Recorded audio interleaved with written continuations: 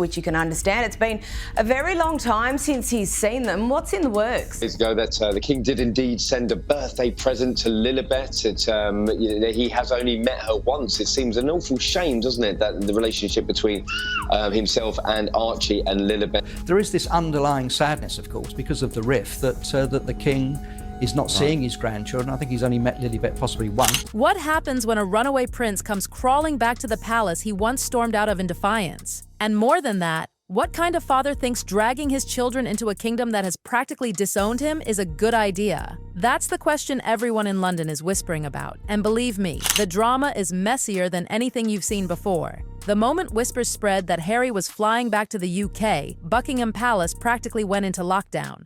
This wasn't just a casual pop-in from the spare son trying to sneak in under the radar. Oh no, this was a full-blown media storm waiting to happen. Why? Because this time, Harry wasn't planning to show up alone. With his son has been very, very fractured over the last few years. Word on the street was that Archie and little Lilibet were coming along for the ride. And just like that, tensions shot through the palace roof. To the public, it might have sounded touching. The King's grandchildren finally visiting, maybe even a sweet family reunion with hugs and smiles. But inside Buckingham Palace, let me tell you, it was viewed as nothing less than a stunt. These children have barely set foot in the UK. Every time their names come up, it's drenched in mystery, secrecy, and scandal. So when Harry floated the idea of dragging them straight to Buckingham Palace, it wasn't about kids seeing their grandfather. It was about reopening wounds that had never healed. There they are, 7th and 8th, I think they are in line to the throne, growing up on the on the west coast of America and, with American accent. Here's the kicker. Harry wasn't just talking about the children flying in, waving at the cameras and slipping out quietly. He wanted them inside Buckingham Palace, not the gardens, not some private off-site meeting, inside. The beating heart of royal power, and anyone who knows the monarchy knows that's not a small request. It's basically a declaration of war against royal protocol. I love there. He definitely doesn't see his relationship with his son as should be standing in the way of his grandchildren. Hopefully, that's something that can be repaired, even if his relationship isn't on the mend with his son. Now, in Harry's mind, maybe it all felt simple. These are my kids. They're the King's grandchildren. Of course they belong in the palace. But for Charles, this wasn't a father-son moment. It was about sovereignty, image, and centuries of ironclad tradition. Buckingham Palace isn't just a house, it's an institution. And Harry, of all people, should have known that storming back in with demands was going to set off every alarm bell. It's very sad also for Thomas Markle, Meghan's father, that they don't see them. So that is the underlying sadness. And when Charles caught wind of Harry's request, insiders say his response was ice cold and immediate. An outright no. No negotiation, no compromise. Just the sharp clang of royal authority slamming down like a sword. And let's be real, this wasn't about love or family. It was about drawing a line, and Charles drew it with zero hesitation. Whether they're going to one day heal this rift, we don't know. But at the moment, I don't think there's much prospect of it. I remember during the Platinum Jubilee, when the late Queen was still alive, Harry and Meghan were over, obviously, and they took Lilibet. And let's not sugarcoat this. Charles's rejection wasn't just a father telling his son no. It was the King of England reminding the Duke of Sussex exactly where he stands, outside the palace gates, not inside. For Harry, who has spent years clawing for some sense of belonging, this wasn't just rejection, it was humiliation. Humiliation on a global stage, no less. And they turned up with a photographer. And the photographer was prevented from coming into Windsor Castle for many reasons. Firstly, the Queen wasn't very well. And oh, the irony. If there's one drum Harry never stops banging, it's security. Ever since 2020, when he stormed out of the UK with Meghan, he's whined endlessly about how unsafe Britain is for him, Meghan, and the kids. He even dragged the Home Office to court, demanded police protection, and lost in spectacular fashion. Yet now, suddenly, he insists Archie and Lilibet should waltz straight into Buckingham Palace, the most secure fortress in the country. And guests to come into Windsor Castle. Do you think Harry and Meghan are going about this the right way with Lilibet and Archie? Obviously, they've taken them over to the... Do you see the contradiction? On one hand, Harry paints Britain as a war zone for his family. On the other, he's demanding his kids be placed smack in the middle of the most photographed, most politically sensitive residence in the nation. For insiders at the palace, the hypocrisy was jaw-dropping. One aide even muttered, "He's not asking for security. He's demanding it without paying the bill." How do you think about that? Well, the big fear that I think the late Queen had, and also the King now has, is that, when they turn up, they do tend to turn up with a sort of Netflix film crew or a photographer in tow.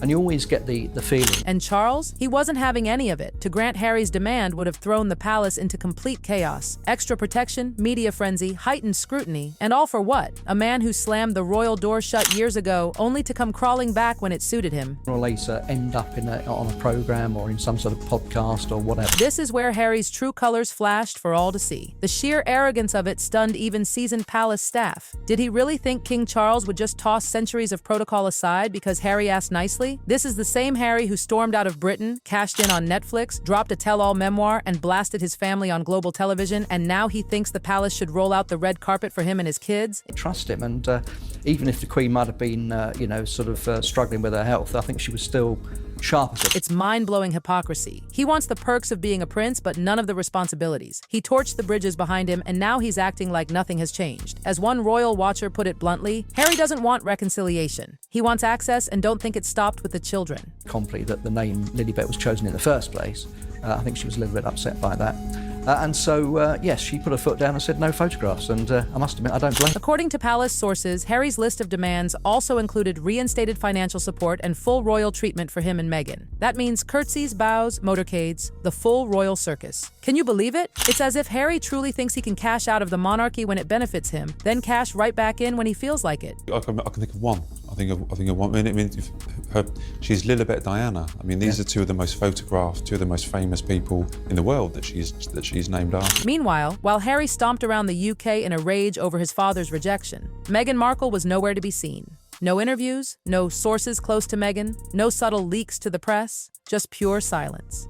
And if you know Meghan, silence is never accidental. It's a calculated strategy. Think about it. Meghan knows exactly how the British press operates. If she had shown her face at Buckingham Palace, it would have been front-page dynamite. Every camera, every headline, every commentator would have turned it into Meghan versus the monarchy. Instead, she stayed in California, letting Harry face the humiliation alone. Some call that smart, others call it cold. But here's the real question. Was Meghan distancing herself to keep her hands clean for her next Hollywood project? Or was this her way of sending Harry a subtle message? This is your mess, not mine. They were once united, a defiant team against the crown. But Meghan's eerie silence now suggests a split strategy. Harry plays the wounded son while Meghan plots her next move from across the ocean. And let's be real, Meghan never wastes good drama. You can bet she's already filing this away to spin in a future Netflix doc or sit-down interview. For now, though, her silence leaves Harry looking more isolated than ever, humiliated, rejected, and fighting a losing battle without his partner by his side. On the surface, Harry's request might have looked like a simple fatherly gesture, wanting his kids to know their grandfather. Sweet,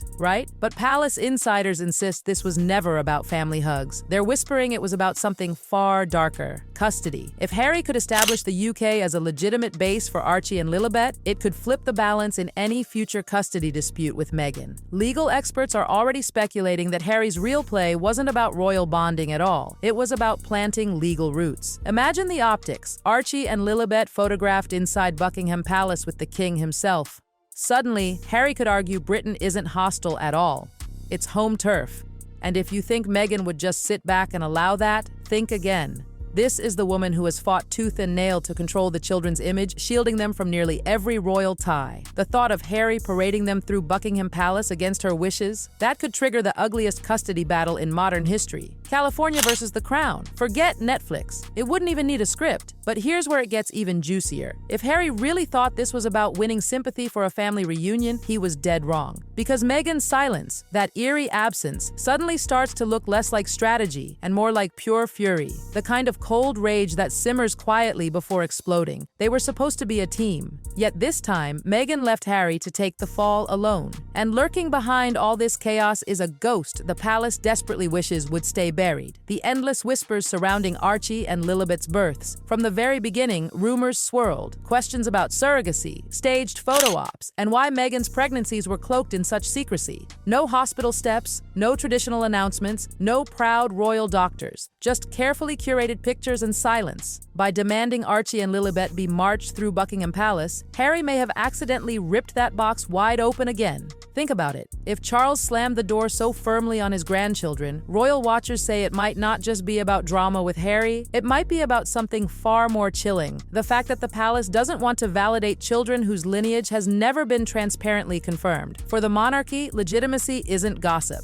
It's survival. Every heir, every bloodline, every birth is etched into history. By demanding royal access without clearing the fog around his children's origins, Harry only made himself look desperate and reopened old wounds the palace has been desperate to keep shut. And let's not forget, whispers about surrogacy and secrecy have never been addressed head-on by the Sussexes. They've brushed them off as toxic chatter, but by dodging, they only fuel suspicion. Charles's outright rejection, whether intentional or not, reignited those whispers louder than ever. For Harry, the sting wasn't just private. It went public. And fast. The story of Charles shutting down his son's request spread like wildfire. In a matter of hours, Harry's personal humiliation became international gossip. Picture it, the once golden prince reduced to begging for access, only to be turned away like an unwelcome guest. For a man who once strolled palace halls as his birthright, this was nothing short of devastating. And the press? Oh, they had a field day. Headlines painted him as desperate, weak, and delusional for thinking his American-born children could just waltz into a monarchy he himself rejected. Overnight, Harry went from rebel prince to desperate outsider, pounding on palace doors that will no longer open. For Meghan, the humiliation cuts even deeper. She spent years building a brand of power, independence, global influence. And yet, here's her husband, her supposed equal, reduced to begging for scraps of royal acknowledgement. It doesn't just weaken Harry, it weakens their entire brand. If they can't command respect from the very family they abandoned, how can they expect Hollywood or the world to keep taking their titles seriously? And here's the bitter truth. Charles didn't just reject Harry, he humiliated him. He reminded the entire world exactly who wears the crown, and who no longer holds any real power. The palace door is shut, and with that slam, Charles made one thing clear. Harry may be his son, but he's no longer part of the inner circle. For Harry, this isn't just about family. It's about pride. Pride shredded in the harshest way possible. Once he was the prince of the palace. Now, he's the prince of nothing. And that stings more than anything. Meghan and Harry tried to force their way back into royal relevance. Instead, they exposed how far they've fallen. Once global icons of rebellion, now reduced to outsiders, begging for recognition and being laughed at in the process. So, was Harry's request truly about two children hugging their grandfather? Or was it about power, leverage, and desperation? Whatever the answer, Charles's rejection didn't just stop a visit. It stopped a potential custody war, reignited questions the palace has never wanted asked, and reminded the world that the monarchy bows to no one,